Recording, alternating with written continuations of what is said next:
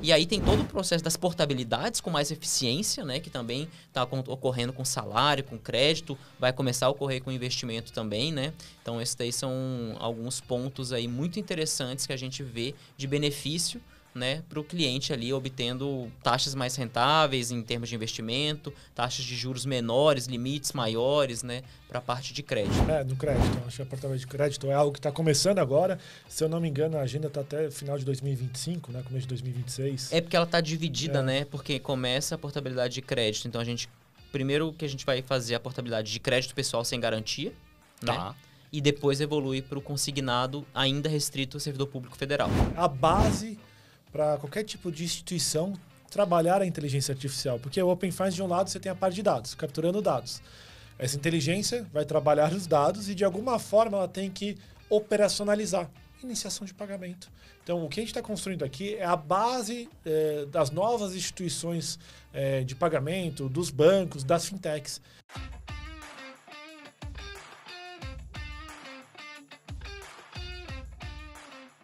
Olá pessoal, tudo bem? Rogério Melfi aqui da AB Fintech. Bem-vindo ao Fintech Fusion, podcast da AB Fintech. Estou aqui hoje conversar com o Matheus, com o Marcelo. Pedir para começar vocês se apresentarem, por favor, Matheus. Opa, bom, boa tarde. Acho que primeiro agradecer pelo convite aí, né, da AB Fintechs, aqui na pessoa do Melfi, Marcelo também. Bom, sou o Matheus Halber, trabalho no Banco Central do Brasil, no Departamento de Regulação, acho que conhecido também como DENOR, né? Acho que por conta das discussões de Open Finance, todo mundo está conhecendo cada vez mais, né, o nome dos departamentos lá dentro do Banco Central, e acho que o DENOR é um dos principais ali, né, na condução do projeto. Mas então eu trabalho lá desde 2012, trabalhei já em outras áreas assim ali dentro, né, do DENOR, já trabalhei com regulação de conduta, já trabalhei lá por volta de 2015, 2016, eu comecei a entrar mais nesse mundo das fintechs. Então, trabalhei ali na regulação das fintechs de crédito, né? Então, CEP, SCD. Também trabalhei com sandbox regulatório. Na época, eu também mexi um pouquinho com a parte de cripto, né? Ainda não tinha saído a legislação, que acabou dando até competência regulatória, né, da regulação das VASPs para o Banco Central, mas eu já lidava com o tema há bastante tempo, porque a gente já vinha recebendo principalmente demanda internacional, né, de participação em organismos internacionais sobre esse tema. E aí, desde 2022, meados do ano ali, eu vim para a equipe do Open Finance, então a equipe que está coordenando a implementação do Open Finance, e tô aí no projeto, que aí acho que super interessante, é um espaço para aprender muita coisa, mas é bem meio caótico, né? Então, acho que a gente vai vendo ali o tanto de grupos que vão sendo criados, tanto de relação com o mercado que você tem que ter para entendendo tudo que está acontecendo ali dentro do ecossistema. Não, muito bom. E Marcelo, por favor, se apresenta aí. Prazer estar hoje aqui com o Melfi, com o Matheus. Então, me chamo Marcelo Martins, sou diretor da AB Fintechs. Também estou no conselho do Open Finance, na cadeira 2.3, e sou o CEO do Iniciador. O Iniciador é uma infratech em Open Finance. E o que eu acho legal também trazer, que o Open Finance do Brasil, até para começar, é o maior do mundo. Então, a gente é o primeiro Open Finance, antes era Open Banking, né? Então, a gente foi além do Banking, foi para a parte de investimentos, câmbio. E em termos também de volume, a gente é o Open Banking, Open Finance tem maior volume semanal, e também de número de usuários. Então, a gente passou, estava até olhando números, a gente passou dos 49 milhões de consentimentos dados nas últimas semanas. Então, acho legal falar que é um grande projeto, já faz alguns anos que está muita gente trabalhando. Eu acho também legal trazer a visão que existem tanto o Banco Central trabalhando fortemente na parte de regulação, na visão de construção desse ecossistema. Existe também toda a estrutura do Open Finance, tem mais de 600 pessoas, existem cadeiras, existem pessoas que são 100% Open Finance. Então, o Open Finance é algo que já é um ecossistema e junta várias pessoas. Então, faz a gente conversar entre regulador, associação, entre empresas, e é algo colaborativo, sempre pensando no usuário final. Como a gente vai melhorar a nossa qualidade de vida e melhorar também a relação do dinheiro do brasileiro. Não, legal, legal. E daí você falou que começou em 22 para esse grupo do Open Finance, né? Já era Open Finance, era Open Banking? Como é que estava na época? Foi no ano da mudança? Foi no ano da mudança, se eu não me engano. Não, acho que a mudança do nome, acho que talvez até tenha sido em 2023. Tá, foi... não estou mais lembrado agora. É engraçado, porque quando a gente para pensar, às vezes, em tempo, né, nas discussões do Open Finance, as coisas parecem, assim... É tanta coisa acontecendo ao mesmo tempo que quando você lembra de alguma coisa ali, você acha que aconteceu há muito mais tempo do que realmente aconteceu. Mas então, eu acho que a mudança foi de Open Banking para Open Finance foi por volta ali de 2023. Não sei se regulatoriamente foi, mas pelo menos assim, a entrada de fato de investimento foi ali, né, no final de 2023. Sim, que o escopo, né? Já estava desde o começo. Sim. E daí começou a caminhar. E daí a mudança de nome só você não lembra aí se foi... o escopo mesmo desde o início, né, desde da época em que saiu a Resolução Conjunta 1, né, em 2020, o escopo sempre foi já completo, né, já prevendo ali o Open Finance. Mas na época saiu com esse nome de Open Banking, e aí a gente foi evoluindo no início, né, para os serviços bancários tradicionais, e aí foi... Pelo menos na parte de dados transacionais, a partir de 2023 ali, que começou, de fato, com a questão do investimento. E aí, esse ano, né, ali em abril, com o câmbio. Mas aí, realmente, a mudança de banking para finance ali na regulação, não estou lembrado exatamente se foi na resolução conjunta número 4 ou na número 7. Então... Eu acho que foi na 4, mas eu não lembro a data dela. Se foi na 4, acho que foi 20. Tá. A 7, que acho que já foi 23. Eu acho que foi 23. E daí eu ia puxar aqui para o Marcelo um pouco isso. Assim, na BFintech, pelo menos desde 19, eu não sei se em 18, você já está aí no Open Banking.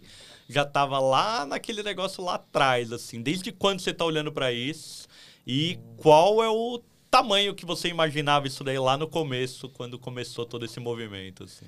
Eu comecei antes com envolvimento no Arranjo Pix por causa do LIFT, que é o Laboratório de Inovação Financeira e Tecnológica do Banco Central, que é feito pela Fenasbac.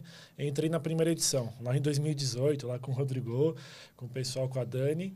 E ali eu comecei a ter um pouco mais de contato com o time do Aristides. Então, na parte ali pensa como seria a estrutura do Pix ali em 2018.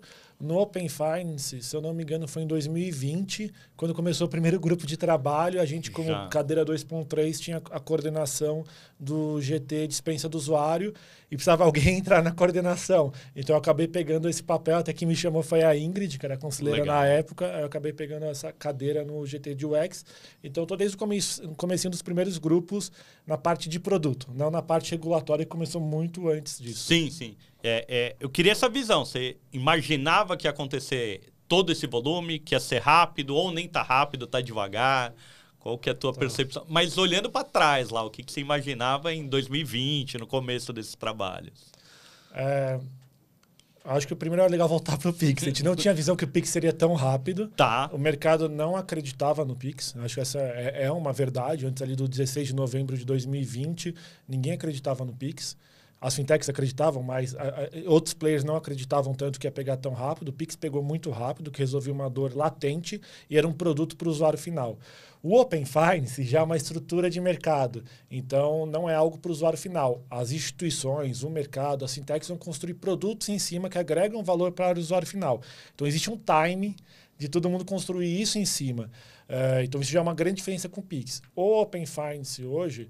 Naquela época, eu acho que eu não imaginava que teria tantos escopos. E também ali no começo, talvez a gente foi inocente e tentou colocar muita coisa desde o começo. Que é, exemplo, iniciação. Ia ter a iniciação do Pix, de boleto, de TED e de outras coisas. A gente não sabia que ia ser tão complexo a implementação. E também até fez sentido se a gente olhar hoje. O Pix já resolve várias dores. Talvez a gente ia ter tido retrabalho se a gente tivesse em outros métodos de pagamento. Mas, resumindo, eu acho que o Open Finance está no que eu esperava, mas talvez tem mais escopos do que eu esperava. Eu nunca pensei que ia ter Pix por aproximação, ou que ia ter a parte de investimentos também, a parte de câmbio. Então, acho que é super positivo. Tá, legal, legal. E tua visão, Matheus, aí disso daí, quando você entrou nesse projeto, já estava daí gigante, enfim, já era aí... Você até falou que agora todo mundo não, mas parte do mercado já conhece o Denor, começa a entender quem é o regulador e... o Matheus cuida disso, e o Aristides e etc. E há um tempo atrás, sei lá, quem fez outras resoluções e tudo mais não ficam tão famosas, não ficam tão dentro disso. Acho que tem essa tríade de Pix, Open Finance e Drex, aconteceu alguma coisa, é manchete, assim. E daí outras resoluções, até a criação agora lá do grupo de inteligência artificial e tudo mais, daí não faz tanto sucesso ainda, né? Mas o que você sentiu entrando aí nesse projeto e quais suas percepções? Eu senti um contato mais direto com o mercado. Isso daí foi, assim, bem óbvio, assim, desde que eu entrei, você percebe, porque você está, basicamente, todo dia você está conversando com o mercado. E você está discutindo com o mercado ali num ambiente muito plural, assim. Então, você tem pontos de vista de diversos tipos de instituições, desde as maiores até as menores. Então, acho que isso daí é super interessante dentro do Open Finance, você ter essa visão, você ter todos os players do mercado ali podendo apontar pontos de melhoria. E aí não só no Open Finance em si, mas na própria regulação como um todo, assim. Então, acho que a gente vem acompanhando isso.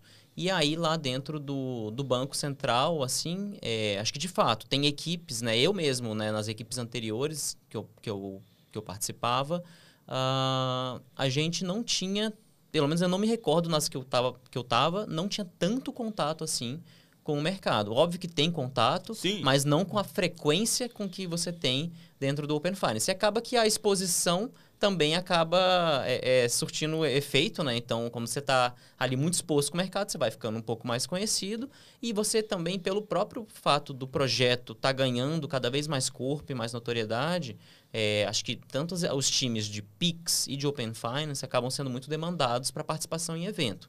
Então, aí acho que a gente começa a participar cada vez mais e aí vai aumentando, né, esse contato ali com o mercado e a questão de conhecimento. E o Dex também está seguindo na mesma linha, né? Acho que o Fábio já esteve aqui, né, no podcast, e o Fábio também tem participado de diversos eventos. Então, também essa tríade, né, como você colocou, né, do Pix, Open Finance e Drex, estão muito na pauta, né, de toda a agenda assim, de inovação financeira aqui no Brasil. Então, a gente tem acompanhado, mas é importante também destacar, lá no Banco Central, não é só a área de regulação que está lidando, né, no caso aqui que eu vou falar especificamente do Open Finance, mas acaba se refletindo também no Pix e no Drex, mas você tem o time de TI, né, do Banco Central, participando fortemente de todos esses projetos. Legal. No caso do Open Finance, não tem desenvolvimento interno, né? Mas, assim, a gente precisa entender tudo que está sendo discutido. E, assim, eu não sou da área de TI, então tem algumas discussões ali dentro do Open Finance que são extremamente complexas para a gente conseguir entender. Então, quando entra bem na questão da API, dos perfis de segurança e aí das diversas ferramentas que existem ali, a gente vai aos poucos aprendendo alguma coisa, mas toda hora tem uma coisa ali nova ali, ou que você fica às vezes meio relutante assim, falar, não sei muito bem isso aqui, não tenho tanta certeza para falar sobre isso aqui. Então, o time de TI é extremamente fundamental na participação ali dos projetos, e a equipe de supervisão também faz um trabalho fantástico junto com a gente, acompanhando ali todo o processo de implementação das instituições e aí detectando ali uma irregularidade, algum ponto, também fazendo essa atuação junto com as instituições. Não, muito bom, muito bom. O que eu quis colocar é assim, né? Quando você pega, sei lá, o SPB, não teve na TV 5 anos de SPB, não sei o quê, enfim. Quando lançou, talvez uma nota em algum jornal falando, começou um novo sistema de pagamento e não... Sei lá, não foi primeira página, foi lá no caderno de economia trazendo... E agora não, a gente consegue de alguma forma trazer essa inovação e tudo mais para essa primeira página. Marcelo, traz aí pra gente fazer um ping-pong aqui, tô equilibrando, mas um pouco do que você tá vendo aí do avanço do Open Finance e o que você tá enxergando aí do que já aconteceu, enfim, desse ano... Daí 24, o que você tem expectativa até o final desse ano, como é que isso daí tá rolando, e um pouquinho 25 aí, o que você já tá vendo. Tem muita coisa. Né? Vamos começar na parte de pagamento, né? Iniciação de pagamento. Até abril desse ano só existia a iniciação normal. Então, um consentimento, um pagamento. A partir de abril começou o Pix recorrente. Agendamentos recorrentes, que é o nome técnico, né? Mas vou chamar de Pix recorrente, que é o popular. Pix recorrente, você dá uma autorização, um consentimento e vai até 60 transações agendadas de valor fixo pelo prazo máximo de 2 anos. Então, o Pix recorrente já resolve a dor de quem faz a recorrência, né? Então, academia, streaming, BNPL, quem vai fazer renegociação de dívida e já coloca as parcelas. Então, hoje, muitos desses fluxos, até o streaming, é feito via cartão, que tem uma alta taxa. Você poderia fazer isso via Pix. Então, o Pix recorrente, que é uma funcionalidade dentro do Open Finance, já resolve essa dor. Ainda é pouco falado pelo mercado. Então, não existe um hype sobre ela, mas é algo que já resolve uma dor e já está em produção. Tá? Então, iniciação normal, Pix recorrente. O outro produto, nome técnico, transferências inteligentes. É o nome de produto, Pix inteligente. E por que sempre a gente chama de agendamento recorrente, transferências inteligentes? Porque o Open Finance foi feito para ser genérico em relação ao arranjo. Então, em teoria, ele vai ter outros arranjos no futuro. Por isso, o nome da funcionalidade não tem o nome do arranjo. Mas hoje, a transferência inteligente funciona no Pix. Então, a gente pode chamar de Pix inteligente. O Pix inteligente é a primeira camada de programação programática em cima do arranjo Pix. Então, você consegue colocar gatilhos, regras de negócio para você transferir dinheiro entre as contas do usuário em diferentes bancos. Então, eu, Marcelo, tenho conta no banco A e no banco C. Eu falo para a ITP-B. ITP, sempre que eu ficar com dinheiro negativo no banco B, traga dinheiro do banco A para cobrir. E a ITP vai lá e tira o dinheiro do banco A e manda para o banco B. Então, você consegue criar regras de negócio e automação. Isso tanto para pessoa física e jurídica. Então, imagina para uma pessoa jurídica que tem que fazer toda a gestão de caixa. Isso é o que existe hoje em produção, funcionando e rodando em todas as instituições. O que a gente vê de próximos passos que estão perto. Tá. Eu acho que depois a gente pode entrar em detalhes pouco mais, aqui dando mais uma geral. A jornada sem redirecionamento, que é o nome que está pegando aí o Pix por biometria, é o Click Pix no mundo online. Você vai clicar e vai pagar, mas depois a gente entra em detalhes. A jornada sem redirecionamento no mundo físico é o Pix por aproximação. Isso está bem em alta e vai ter agora em novembro, tem operação restrita, em fevereiro produção plena. Outra coisa que ainda não existe um hype, mas vai resolver uma grande dor da pessoa jurídica, é o Pix in Lot, Pix Lot. Tá. Que é isso? Hoje, para você mandar transações, fazer o cash out, a saída de dinheiro de pessoa jurídica, você tem que enviar um KNAB, que é um arquivo que é padronizado, mas na realidade não é padronizado, gera um grande custo para a pessoa jurídica. Imagina você enviar lotes de Pix via API. E sai de qualquer banco seu. Você, como pessoa jurídica, aumenta a sua eficiência. Então, junta isso com a parte de dados, com a parte de Pix inteligente, com a parte do RP. Você automatizar toda a vida financeira da pessoa jurídica. E deixar o CFO mais na parte de inteligência. Então, Pix in Lot. Outro ponto importante que está para o ano que vem, o Pix automático. Está meio do ano que vem, já está acontecendo as discussões agora. O Pix automático é como se fosse um débito em conta. Resumidamente, é um débito em conta que você tem um controle.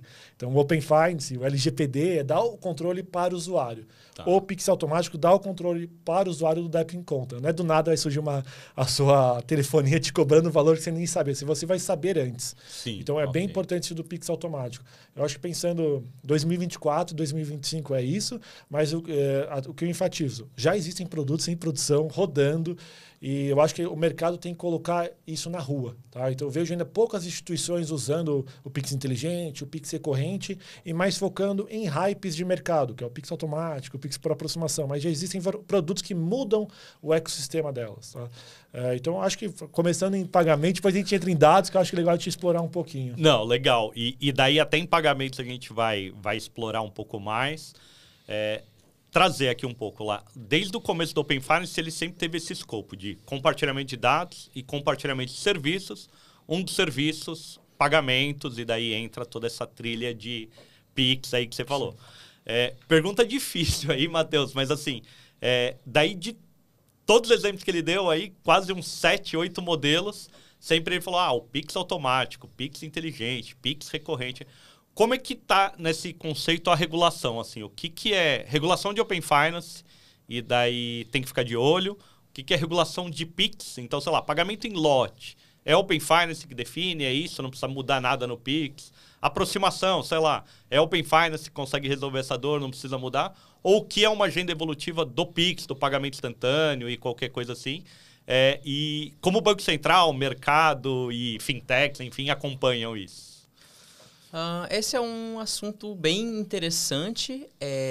Eu acho que o mercado tem muita demanda, né, sobre isso. Acho que o Pix é um produto que deu muito certo, né? Então, acho que todos os méritos ali ao time que construiu o Pix. Acho que foi um produto fantástico. O timing, inclusive, de lançamento acabou propiciando, né, com que a adoção fosse ainda mais rápida. E até no momento que precisava, Sim. né? Ele queira ou não queira, ajudou já até... Ajudou em toda a questão da pandemia. 2, 3 mais. anos antes construindo, enfim, não é uma coisa do dia para o outro, mas que veio num bom momento para o Brasil. Exatamente. Então, acho que isso aí foi muito bom, muito interessante.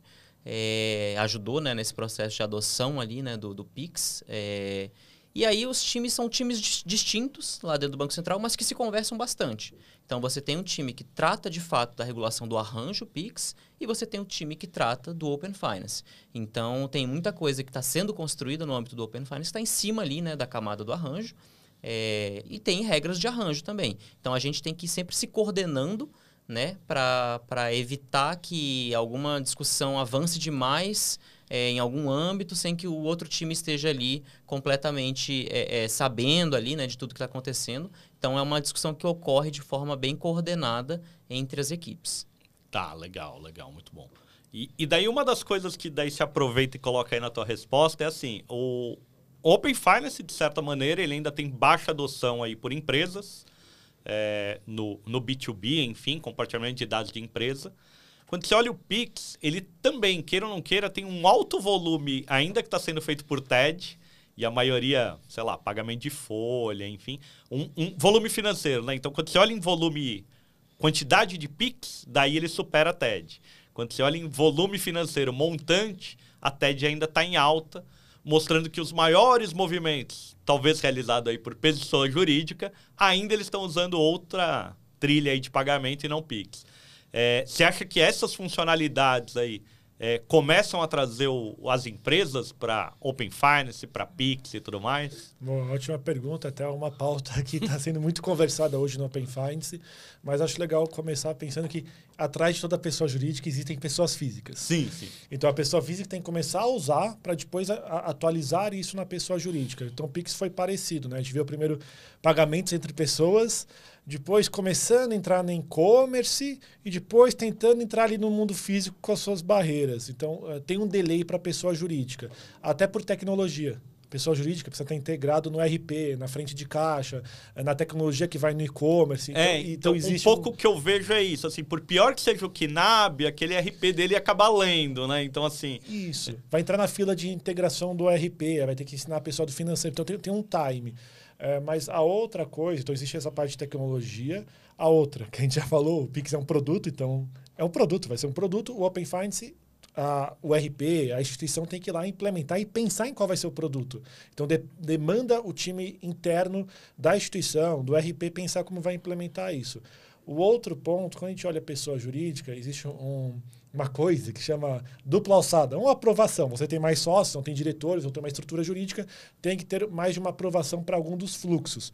Hoje, no quesito do Open Finance, existem instituições que colocam a dupla alçada de modo físico. Você precisa pegar um PDF, assinar, ir lá na sua agência e colocar. Entregar. Então, existe uma barreira ainda burocrática de algumas instituições que está sendo resolvido. Então, a dupla alçada é uma dor. Tá? O outro ponto, começa com pessoa física. E como é pessoa física, a maior número de usuários, existem mais reclamações em dados de pessoa física. Em dados de pessoa jurídica não existe tanta reclamação. Então, a qualidade dos dados da pessoa jurídica é pior que da pessoa física. Ainda está pior. Porque, até colocar um parênteses, como funcionou o Open Finance? Existe a regra, a fiscalização, a estrutura, mas você conversa instituição a instituição. E existe um portal de reclamação, que chama Service Desk. Então, você, instituição A, consegue reclamar com a instituição B. Abre um ticket, fala, esse dado está errado. Se tem mais dados de pessoa física sendo consumidos, vai ter mais tickets de pessoa física sendo abertos. Então, vai estar melhor qualidade do dado da pessoa jurídica, da pessoa física. Para a pessoa jurídica melhorar, precisa ter mais ticket aberto. Mas o que eu acho importante, hoje já está, acho que mais ou menos 1% das pessoas jurídicas já estão no Open Finance. Tá, legal. Pelo dado que eu lembro, do ano passado o preço mais que dobrou o número de pessoas jurídicas no Open Finance, não sei exatamente o dado. E a gente já vê isso entrando no dia a dia. Tá? Só começando pela parte de dados do Open Finance, não ainda tanto na parte de pagamento. Porque pagamentos, eu como pessoa jurídica não vou fazer toda vez um pagamento um a um. Consentimento. Eu preciso ter um balde, né? um lote para ser enviado. E ainda... melhor ainda, eu, pessoa jurídica, não quero entrar no meu banco para fazer isso. Eu quero entrar no meu RP, que já está toda a minha vida financeira, para eu dar um ok lá e fazer o lote de pagamento. Então, essa é uma dor hoje dos RPs. E até para terminar aqui a minha fala, O que eu acho importante também pensar que a pessoa jurídica é uma construção de produto.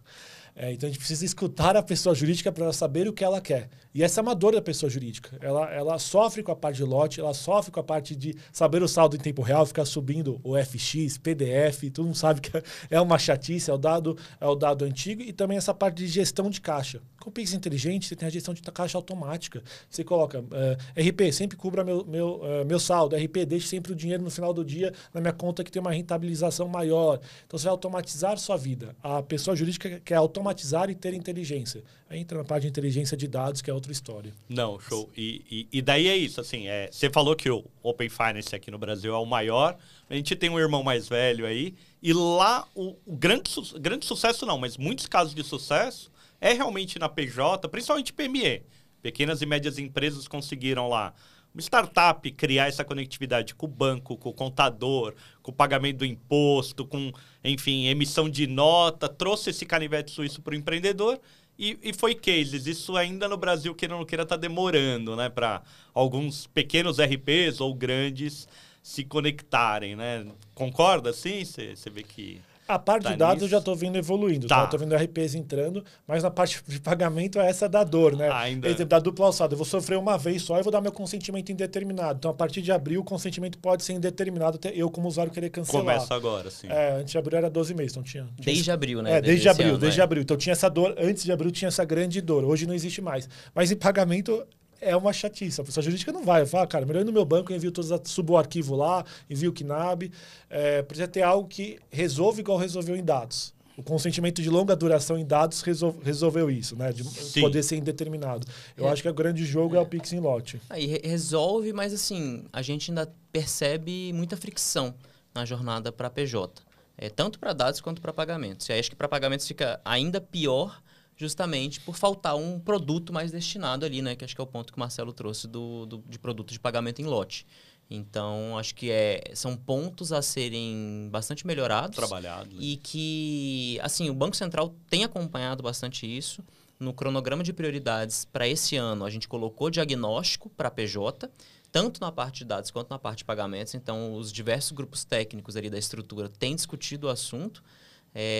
Já tem, acho que, muita coisa ali já de pontos levantados. Dá para melhorar aqui, dá para melhorar ali.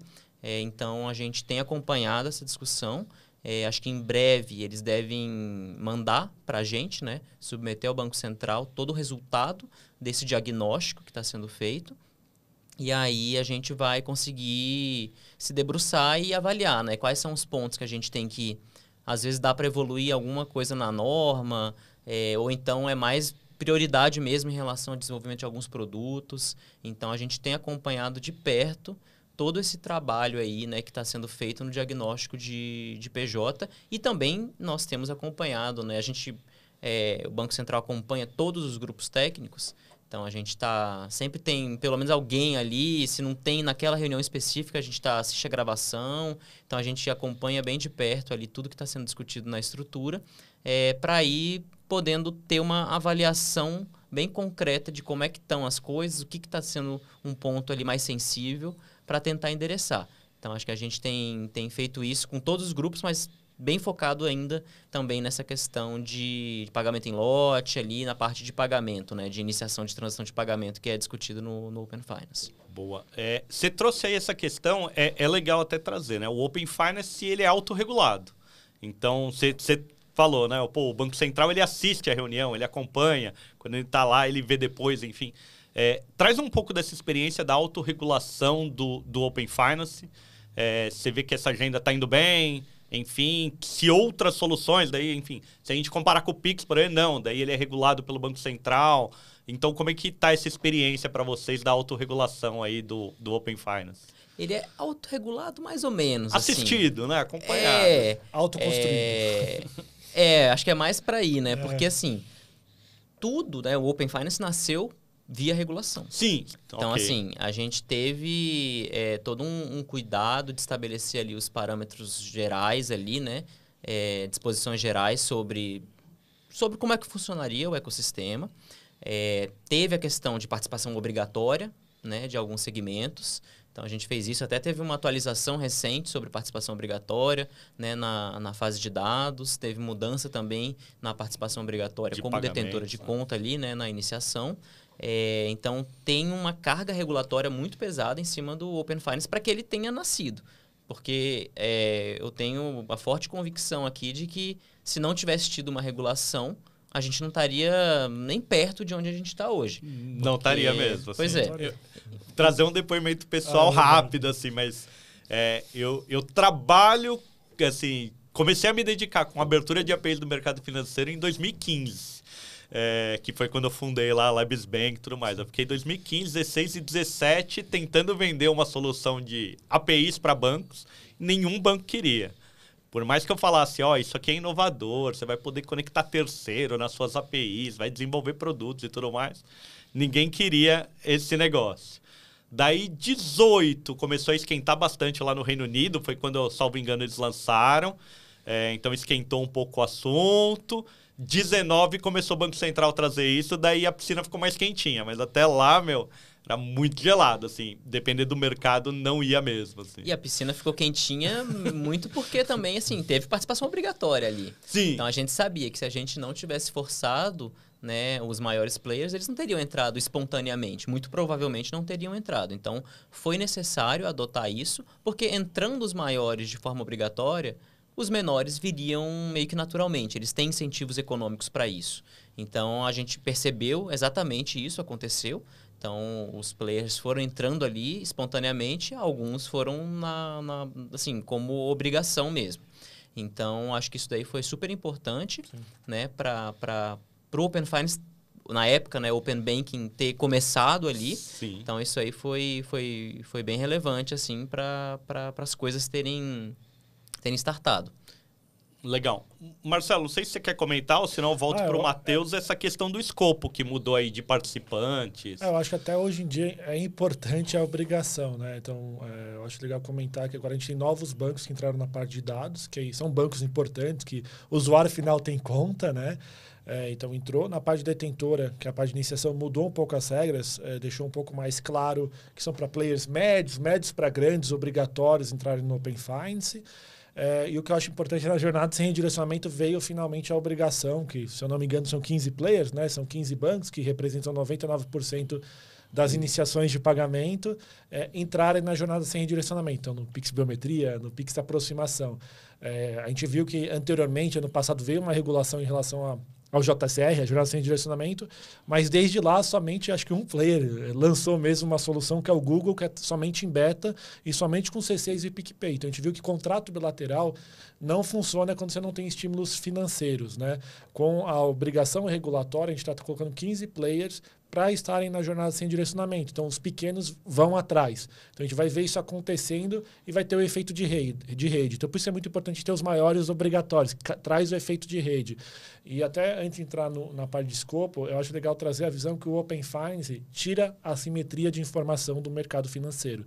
Então, a assimetria de informação é bom por um lado, que eu consigo ter spreads maiores, se eu conheço aquele usuário, mas para o usuário final, para o cidadão brasileiro, isso é ruim. E para a economia. Porque eu estou sendo cobrado por algo que eu não deveria ser cobrado, porque eu não tenho aquele risco. Então, o Open Finance é muito importante para tirar a assimetria de informação e trazer, vamos falar, algo mais igualitário para o mercado financeiro. Então, essa é a visão do Open Finance e tudo que a gente faz é para isso. É para diminuir a assimetria de informação e ser mais justo e ter mais competição. Então, eu acho que é legal falar isso. E quando a gente fala de escopo, até vou entrar na outra parte lá, a gente falou muito de iniciação, entrar na parte de dados. Então, hoje a gente já tem dados cadastrais, né, dados transacionais, dados de operações de crédito, dados de cartão de crédito. Os transacionais em relação a todos esses temas, né? Todas as contas que você tem, né? Conta crédito, conta de débito, investimento, tudo mais lá. Aí depois entrou investimento, aí depois entrou câmbio agora em abril. Vai entrar dados do empregador, ou já entrou, agora não lembro. Entrou 15 de agosto, uma parte, né? E aí acho que em outubro entra outra parte. É isso, então já entrou uma parte. Dados do empregador você saber, que eu sou um CLT, você saber quem me contrata. Vai vir um CNPJ ali, então você pode facilitar uma portabilidade de crédito, uma portabilidade de salário, de conta salário, o consignado, pode facilitar vários produtos que vão ser construídos em cima, diminuindo a simetria de informação, sabe? Quem está me contratando. Então, eu acho que a parte de dados do empregador é algo que mexe com o mercado também, essa parte de crédito. Não sei se você vai me complementar na parte de dados, você acha mais alguma coisa importante?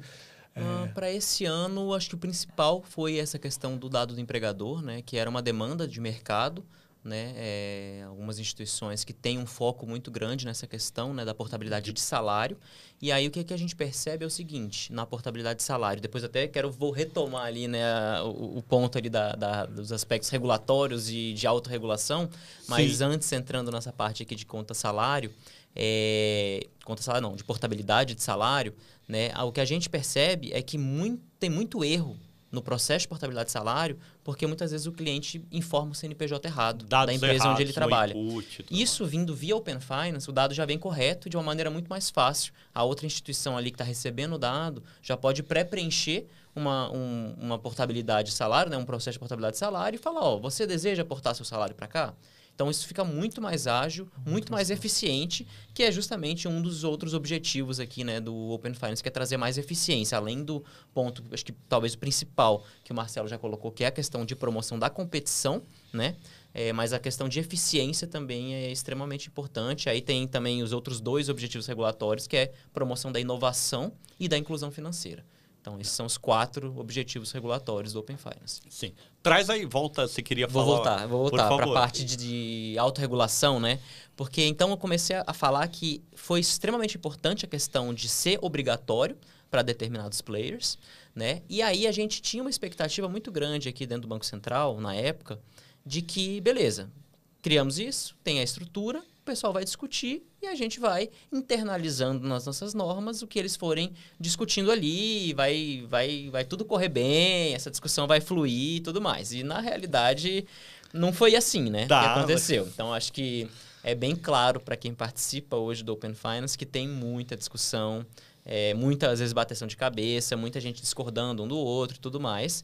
Então, e às vezes tem propostas que andam bem, muita aprovação unânime, mas tem muita coisa que, assim, fica mais complicado avançar. Às vezes o ritmo da discussão não é o que a gente espera. Então, nesses casos, o Banco Central intervém e aí, se necessário, a gente coloca na regulação. Então, a gente tem feito isso cada vez mais. Então, acho que a expectativa de ser autorregulado meio que... Assim, eu acho que a existência da estrutura é fundamental, é importante. Tem que ter esse fórum para discussão ali, para a estrutura até tem um papel importante até que a gente pode falar depois do monitoramento do ecossistema. Mas, assim, o Banco Central precisou regular muito mais do que ele pretendia no início do projeto. Então, a gente tem regulado e cada vez mais. Assim, então, a gente tem diversos atos normativos hoje sobre Open Finance. Tem 6 manuais, que aí a gente entra bem no detalhe, né? Então, tem manual de escopo de dados e serviços, tem manual de monitoramento, que é o mais recente, mas aí tem manual de serviços prestados pela estrutura, tem o manual de UX, tem manual de segurança, tem manual de APIs, acho que eu falei todos. Não contei aqui de cabeça. São 6, acho que foram todos. Mas enfim, então todos esses manuais estão em alguma instrução normativa do Banco Central, né? E aí tem diversos outros atos normativos que vão dispondo sobre aspectos mais gerais até aspectos mais específicos. Por exemplo, recentemente saiu então uma resolução BCB sobre a JSR e mais recentemente ainda, né, saiu uma IN, né, uma instrução normativa também sobre o piloto, né, em produção, né, de testes em produção da JSR. Então, tem esses diversos pontos que o Banco Central está regulando, às vezes bem no detalhe, uma vez que nem tudo dá para ser consensual ali no âmbito da estrutura. Então, nessa pegada da obrigatoriedade, isso daí acaba sendo bem, bem importante para as coisas andarem, né?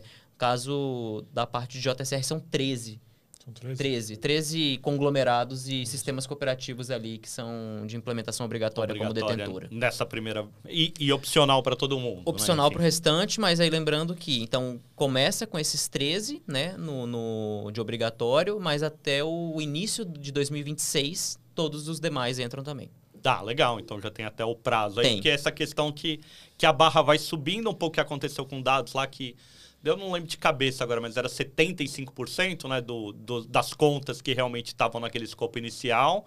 E agora a gente foi indo para 85%, é isso? 90%? Foi mais, foi para 95%. 95%, tá, legal. Então saiu mais ou menos de 75% para 95%. Aí é bom até, lembrando que participação obrigatória na fase de dados, inicialmente, era as instituições integrantes de S1 e S2, né? Então, que é a segmentação prudencial do Banco Central. Então, vai de S1, dos bancos ali mais relevantes, mais importantes, sistemicamente importantes, até S5, que aí a gente vai pegar instituições menores. Então, S1 e S2 são as instituições que pertencem a esses dois segmentos. Eram as instituições obrigatórias no início do projeto.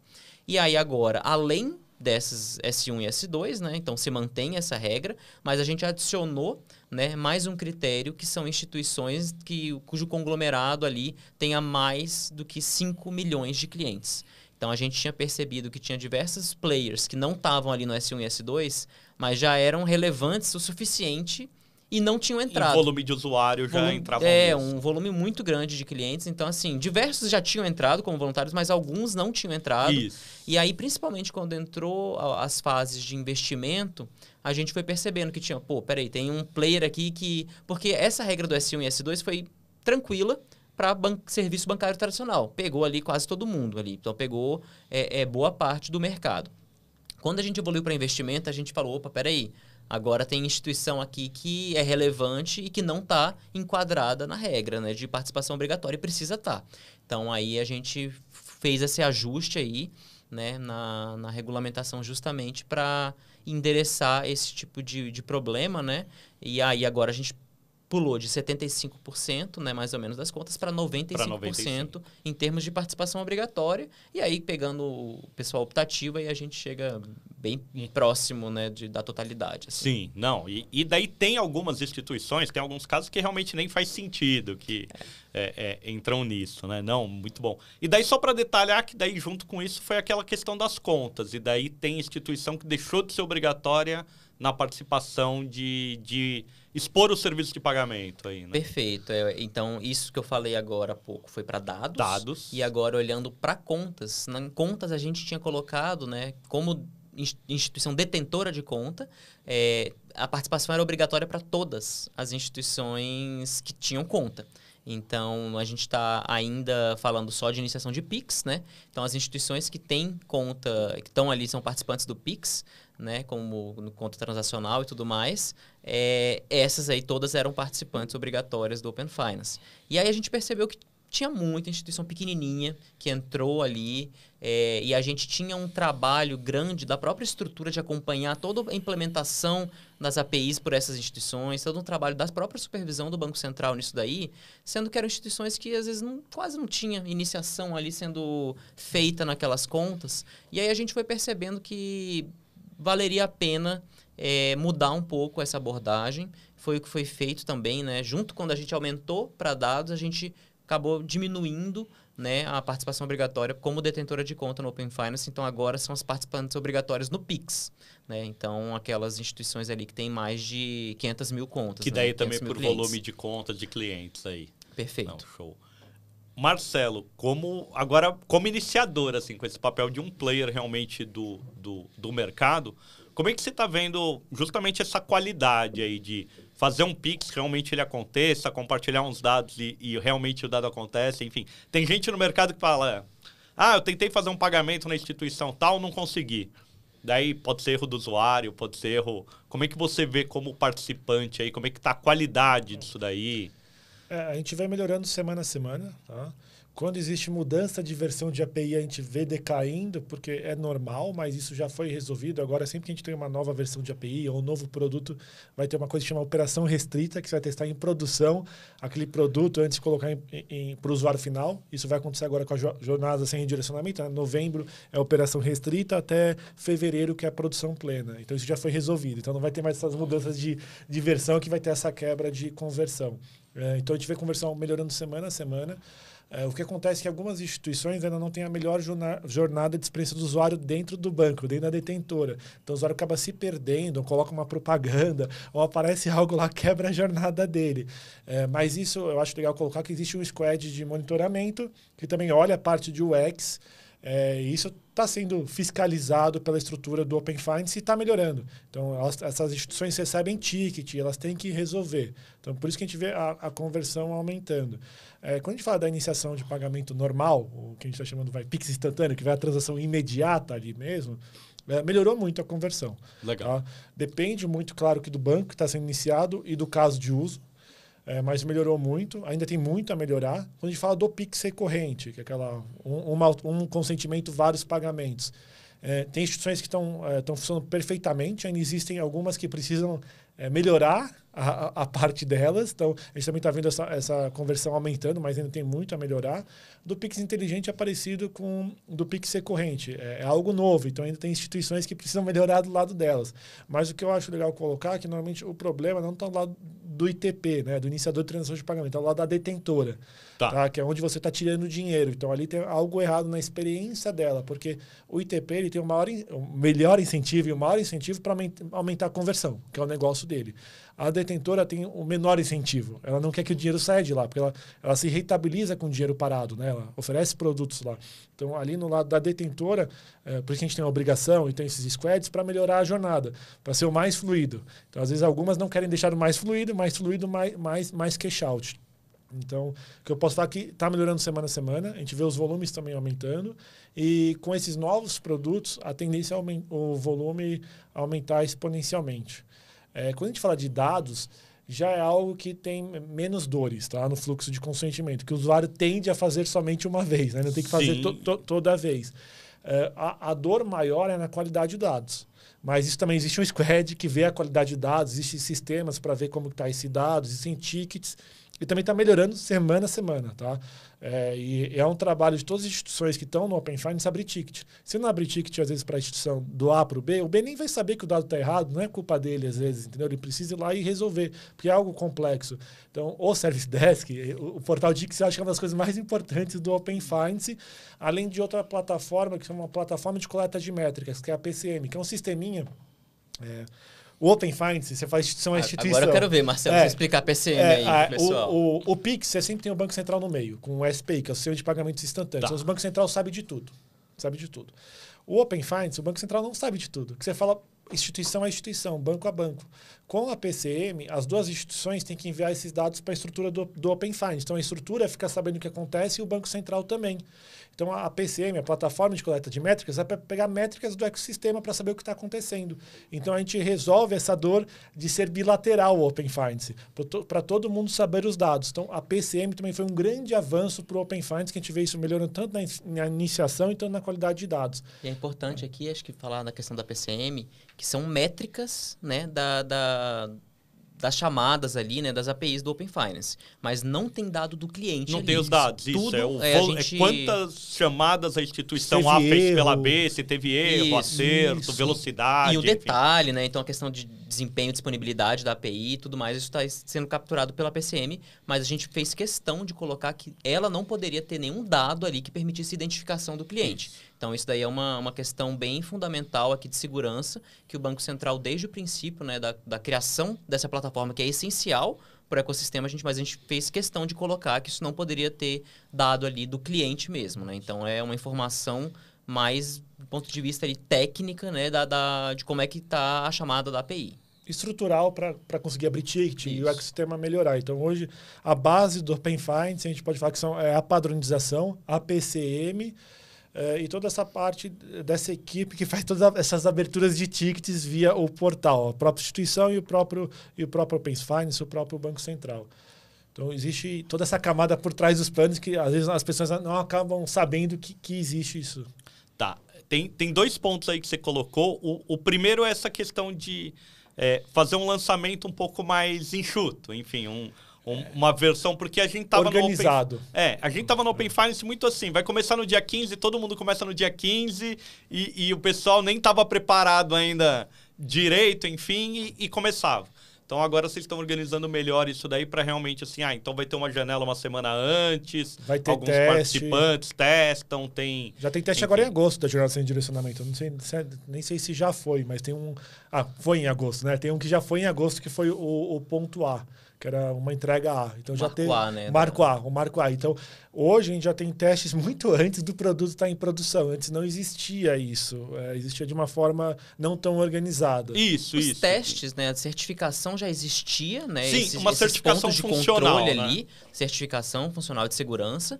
Mas o que a gente está vendo agora é que você tinha, depois disso daí, você já tinha o Go Live. Né? E então o que a gente percebeu foi o Go Live às vezes aparentava assim, você tinha uma data de Go Live, mas na prática muita coisa não estava funcionando ali. Então... que é a exceção, que é, enfim, para esse valor a mais não funciona, para esse endereço com acento, sei lá, qualquer coisa que aconteça.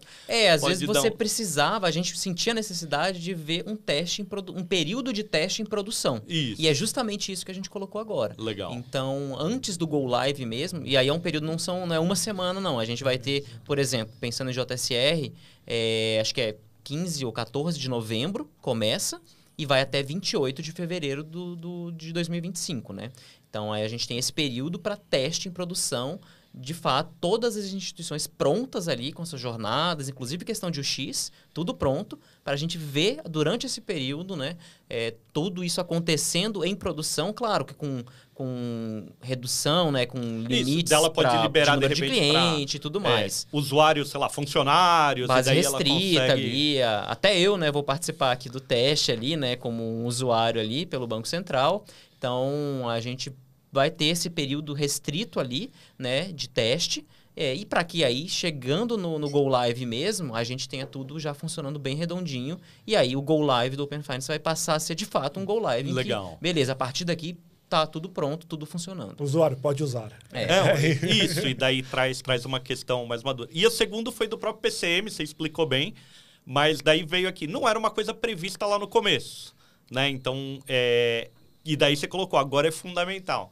Então, principalmente para esses outros territórios que estão começando a ver Open Finance, assim, Chile, Colômbia, tudo mais, é importante ter um PCM aí. É importante, de alguma forma, saber o que está acontecendo no ecossistema. Tá. Acho que quando a gente participa, e aí até pelo sucesso, né, do Open Finance aqui no Brasil, pela relevância dele, a gente tem sido muito demandado por outros países. Para comentar, entender como é que está sendo feito aqui. Então, isso daí é bem interessante. Eu acho que no início ali, né, a gente bebendo muito da água ali, né, da Europa, com o PSD2, do Reino Unido, né, com o Open Banking deles ali. Então, a gente aprendeu muita coisa com eles. Mas é interessante ver agora eles, às vezes, entrando em contato com a gente, querendo ver como é que está aqui, que legal que vocês estão evoluindo muito rapidamente em termos de escopo, em termos de números, né? A gente já passou de 50 milhões de consentimentos, né, nas últimas semanas. A gente está batendo aí nas últimas semanas também 2 bilhões de chamadas de API, né, na semana. Então, é um número bem alto, bem expressivo. E aí a gente tem sido muito demandado, né, por outros países. Tanto países que já implementaram, mas países que estão nesse processo de implementação. Então, aqui na América do Sul, na América Latina, ali, a gente tem conversado bastante com os outros países. E quando a gente vai entrar justamente no ponto de lições aprendidas, né, aí o que a gente geralmente coloca, primeiro, acho que um ponto do início aqui do nosso bate-papo é a questão do cronograma. Tá. A gente claramente foi ousado demais no cronograma inicial. Então, a gente talvez tinha uma expectativa de que as coisas fossem acontecer de uma maneira mais rápida e não aconteceram assim, o que é natural, tá? Eu acho que todo o processo aqui do Open Finance, ele tem a sua complexidade. Então, a gente precisou entender isso. E hoje em dia, quando a gente estabelece um cronograma de prioridades para o ano, a gente tem um olhar muito mais atento em relação a esses prazos. A gente tem tentado padronizar um pouquinho, né? Beleza, vou pensar nesse produto aqui? Quanto tempo que eu vou dar para as instituições ali fazerem a especificação? Quanto tempo que eu vou dar para a implementação daquilo ali? Então, a gente tem tentado padronizar um pouco mais esses prazos, né? Acho que no momento em que o Open Finance está ganhando cada vez mais maturidade. Então, acho que isso aí é extremamente fundamental, né? Que a gente sempre coloca para os outros países, para as outras jurisdições, né? Que estão ou já implementando ou em processo, né? Às vezes, de ideação ali, como implementar. Então, esse daí é um ponto importante que a gente coloca. E a questão do monitoramento. Tá. Ter um monitoramento, assim, se eles conseguirem já ter uma estrutura de monitoramento desde o início, isso daí é fundamental. Porque aqui, né, no nosso caso, acho que o que a gente percebeu foi que sentiu falta de ter mais estatística, mais dados ali em determinados momentos. E aí a gente precisou correr atrás, né, e está correndo atrás já com o sistema em produção. Então, aí a gente foi sentindo essa necessidade já há algum tempo. Então, ficou ali por mais de um ano um squad que foi criado para isso, né? Ele nasceu como Squad de Resolução Conjunta número 4, porque foi justamente a Resolução Conjunta número 4, lá em 22, que colocou, né, essa demanda ali, né, de ter um monitoramento pela estrutura, de ter aplicação de medidas às instituições caso tivessem desconformidade. E aí ali surgiu o squad. E aí esse squad foi evoluindo, depois virou o nome dele Squad de Monitoramento, que é o que deveria ter sido desde o princípio, sim, né? Sim. Squad de Monitoramento. E esse squad ficou operando ali, ainda opera, né? Mas ele ficou operando um tempão. E a gente não ficou nada satisfeito com o desempenho, né? E a velocidade com a qual eles estavam criando, de fato, essa estrutura de monitoramento. E aí a gente, naturalmente, acompanha a discussão. E aí, acompanhando a discussão, a gente falou, beleza, então agora... Como eles não estão fazendo na velocidade que a gente quer, a gente vai soltar uma instrução normativa. E aí é assim que a gente tem colocado, né? Que eu venho falando aí da parte da autorregulação, parte, né? De autorregulação. Que, às vezes não funciona e aí a gente tem que fazer. E daí, então, curiosidade, nesse momento que você acaba envolvendo seu time de tecnologia, outras pessoas lá para colaborar com tudo isso. Não só nesse momento, assim, o time de tecnologia e de supervisão está o tempo inteiro com a gente. Então, tem alguns grupos que é mais o pessoal de regulação que acompanha, tem outros grupos que é mais o pessoal de supervisão e tem outros grupos que é mais o pessoal de TI.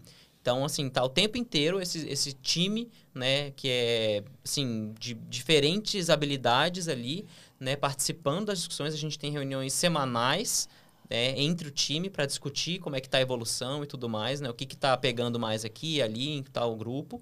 Então, acho que isso aí é extremamente importante. E aí, com base nisso, criamos lá, né, a IN 441, que é o manual de monitoramento. E aí a gente especificou ali quais são os itens monitorados. Então, a gente tem um primeiro, que é desempenho e disponibilidade de API.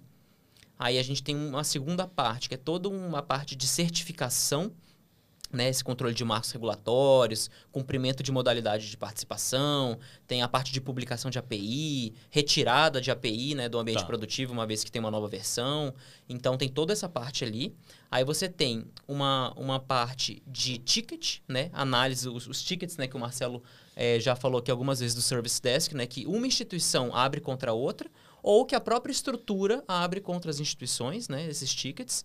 Então, ali apontando problemas e tem um prazo, né? As instituições hoje têm um prazo regulatório máximo para resolver eventuais incidentes e tudo mais. Então, também tem um acompanhamento desses prazos para ver se elas estão cumprindo ou não o prazo.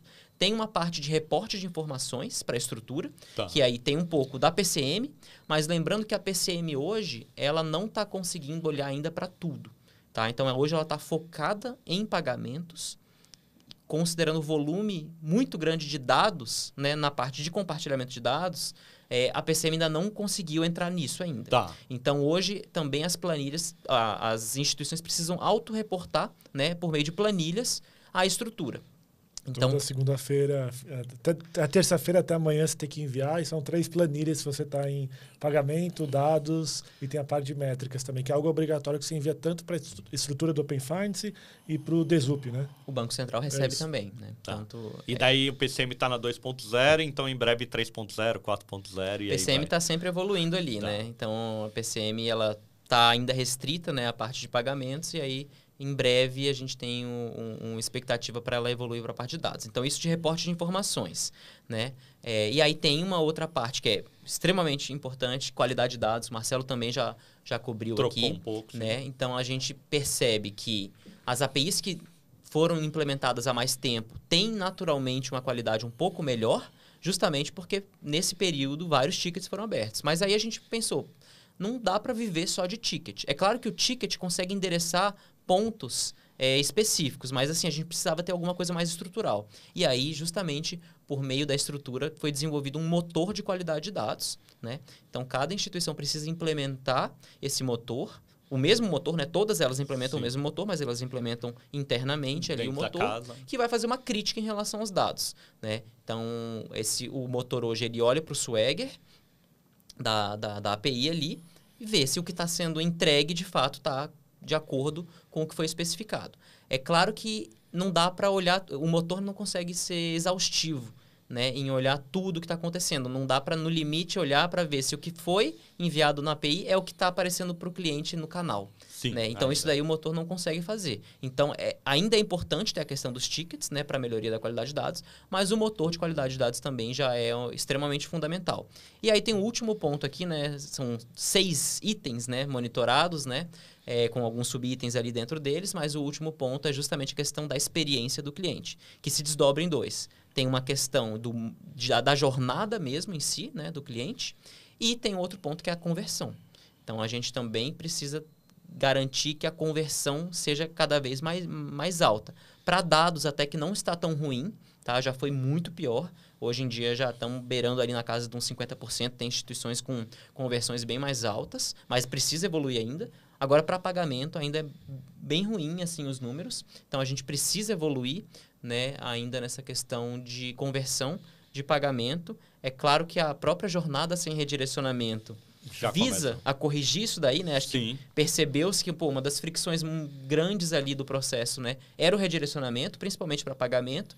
E aí foi debatido extensamente ali esse tema dentro da estrutura, justamente para a gente chegar onde estamos quase chegando ali, né, bom, já tem a jornada sem redirecionamento funcionando, né, mas de forma meio restrita ali, como o Marcelo colocou, né, por meio de contratos bilaterais, e agora ela ganhando esse contorno obrigatório, né, no final desse ano, piloto de teste em produção, e a partir de 28 de fevereiro de 2025, né, go live ali funcionando para todo mundo. Não, o modelo de redirecionamento, de autorização, eu particularmente gosto, porque é o que eu tô acostumado quando eu tô no joguinho e falo assim, logue-se com o Facebook. Eu clico lá, vou para um outro ambiente, me autentico, volto para lá e pronto. Ganhei 3 corações naquele jogo porque eu me autentiquei. Ou qualquer outra experiência que você tenha, né, de logue aqui com seu Gmail, você vai lá, vai pro programa do e-mail e acaba voltando. Mas para aplicativo bancário, o usuário ainda não tem essa... Não é tão fluido, parece, né? O usuário cai aí em alguns tropeços, assim. A gente foi melhorando, né? Isso, com o passar do tempo. Então, no início, por exemplo, ainda tinha muita questão de passar por um browser, aí ficava piscando aquela telinha. De app para browser. Isso, aí ficava meio estranho ali para o usuário. Então, a gente foi, não, tem que ter app to app. Aí foi, de novo, foi via norma. Tá. Que foi botado como uma obrigação que tinha que ser app to app. Então, aos poucos, foi evoluindo aí essa questão da jornada. Mas lembrando que na jornada sem redirecionamento, na etapa de vinculação da conta, tem o processo de redirecionamento. Sim. Então, a gente também entende que isso aí é uma camada de segurança interessante. Na primeira vez, ele faz todo o fluxo, para fazer a vinculação. Sim. Então, tem aquilo lá, né? Você vai. E depois, mesmo não tendo o redirecionamento ali, o cliente vendo o redirecionamento, tem toda uma comunicação em back-end do ITP com o detentor ali, né, com envio de sinais de risco, toda a questão do FIDO Challenge, aí acaba entrando mais no detalhe mesmo, né, de tecnologia, né, mas tem toda uma camada ali em que a detentora continua responsável, né, pelo processo de autenticação do cliente e ela continua recebendo sinais de risco capazes de avaliar ali se aquela jornada, se dá para dar curso ou não naquela transação de pagamento. E tudo e aí mais, acho que o Marcelo aqui pode até entrar mais no detalhe. Por favor, o que eu acho legal colocar que é muito mais seguro que uma transação de cartão no mundo online. Muito mais seguro. E quando a gente fala de mundo físico, é exatamente a mesma coisa. É muito mais seguro. Hoje, no mundo físico, como funciona? Se eu dar meu cartão aqui pro Melf, ele vai lá e vai aproximar uma maquininha, até R$200 vai passar. Vai passar. Espero que sim. Mais R$200 vai precisar da minha senha. Mas você pode ter pegado a senha comigo. No mundo online é a mesma coisa. Eu vou lá, coloco minha data de vencimento, meu número e meu CVV. Cara, são números. Qualquer pessoa pode pegar aquilo, tirar uma foto e pegar meu cartão e olhar. Quando a gente fala da jornada sem redirecionamento, existe uma trava com o seu celular, com device, com hardware. Pode ser no computador também, mas vamos falar. A maioria das pessoas vai fazer com o celular. Sim. Então, você trava. Ali dentro do celular fica uma chave privada, guardada, criptografada. O mesmo lugar que guarda todas as chaves criptografadas do celular. E a primeira vez, para você fazer todo esse fluxo, como o Matheus falou, você é redirecionado para o seu banco, onde você se autentica, coloca a sua senha transacional e coloca os limites. Então, não é algo que pode fazer infinito. Se você quiser, você vai colocar limites transacionais, número de transações, valor de transação, quantidade. E esses limites e regras eu configuro no detentor, é isso? No detentor. Tá. No detentor. Então, o detentor sabe tudo. A partir desse momento, é criada uma chave privada no meu Samsung aqui, vai ficar guardado lá, e lá no meu banco, por exemplo, no Nubank, vai ficar guardado uma chave pública.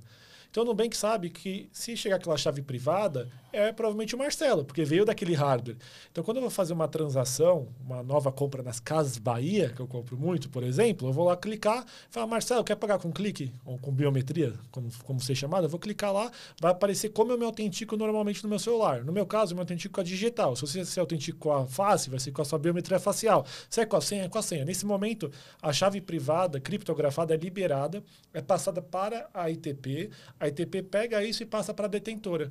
Só a detentora consegue pegar isso e bater com a chave pública. Então, nossa, é a mesma chave privada. Então, é o Marcelo que está naquele hardware. Ele se autenticou naquele hardware. Além disso, vem sinais de risco. Então, você consegue saber a latitude, longitude, qual que é o hardware, qual que é o modelo, vários outros sinais de risco que hoje você não tem no cartão. Sim. Então, o cartão é qualquer Teria pessoa. Naquele 3DS, enfim, naquele outro modelo de cartão. O 3DS recebe um push no seu celular que você dá um ok, mas isso é bilateral, não é obrigatório. Não é sim, não é todo banco foi pouco que tem. implementado aí. Isso. Né? Então, é algo muito seguro. Eu acho que isso que tem que deixar bem claro e melhora, absurdamente sua experiência de compra no mundo online e futuramente no mundo físico. Então, eu vou lá pegar minha carteira digital, vou para minha digital, encostei e paguei com o Pix. Então, eu acho que é importante falar, melhora a vida do usuário final, melhora a vida do usuário recebedor. Então, para o recebedor é ótimo ter taxas mais baixas, eu conseguir ter um produto com uma taxa menor, eu aumentar minha rentabilidade e fazer a economia girar. Então, eu acho que tudo que vem para pagamento, para facilitar o dia a dia, no final acaba aumentando o quê? O nosso PIB. Até que foi uma das visões do Pix, né? Fazer a economia girar com menos atrito. A jornada sem redirecionamento mundo físico e online vem com a mesma visão, dando uma turbinada no Pix. Tirar os atritos, tirar o Pix copy-cola, tirar o QR Code, facilitar. O próprio copia e cola aqui não é uma experiência tão bacana, mas pegou. Muita gente usa, é um negócio que deu um sucesso, assim, né? É que é a única alternativa. Não, mas funciona bem, assim. Quando eu li, eu falei, não gostei muito, mas no dia a dia eu acabo usando para muita coisa aí. Então, é interessante. Tem um outro ponto, daí não sei se Marcelo ou Matheus, mas assim...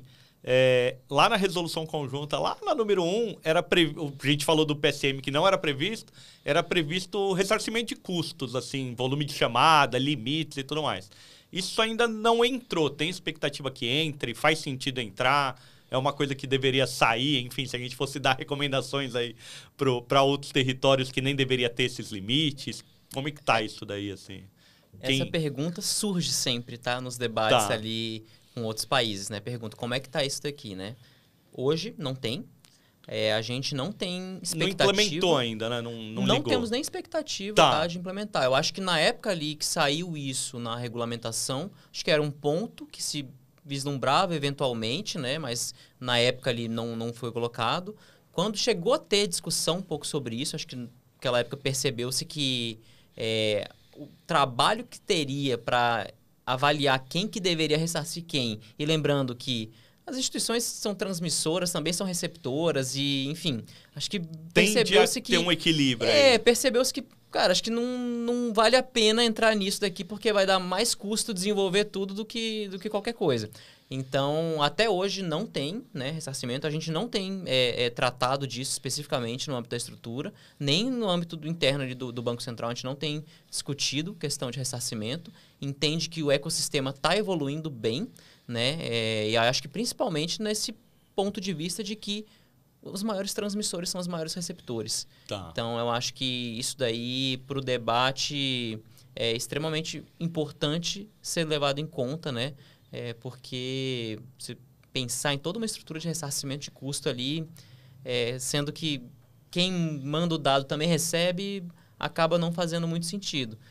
E é uma discussão que seria extremamente complexa para você avaliar isso. Construir tudo isso, para avaliar e tudo mais. Construir, validar, e até, assim, não gera um incentivo tão interessante, né, para o contínuo desenvolvimento do ecossistema, né? Porque você precisa ter as chamadas, então a gente tem acompanhado muito isso e não entende que é o momento ali, se é que vai ter um momento em algum momento, em alguma época, assim, né?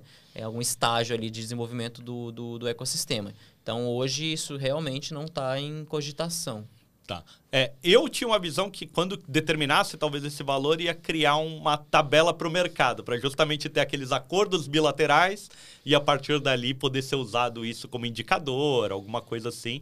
Mas realmente é uma coisa que não avançou, não evoluiu aí.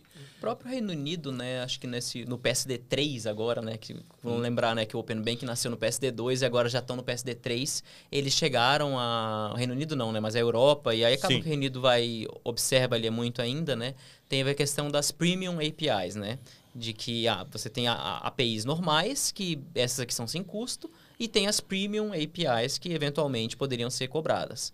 Mas nem isso parece que está avançando muito lá. Parece que não deu tão certo. Então, acho que é uma experiência deles que nos mostra que seguir nesse caminho de não ter custo para a chamada de API é algo que dá mais dinamismo e estimula mais o ecossistema. Legal. E também, assim, iniciar outros serviços. Talvez não pagamento, que você falou que pagamento já é bem encaminhado, mas eu poder depois iniciar um resgate de uma aplicação, iniciar um investimento, um encaminhamento de proposta de crédito, enfim. Como é que está esse tipo de discussão para o Open Finance? Talvez 26, talvez 27, não sei.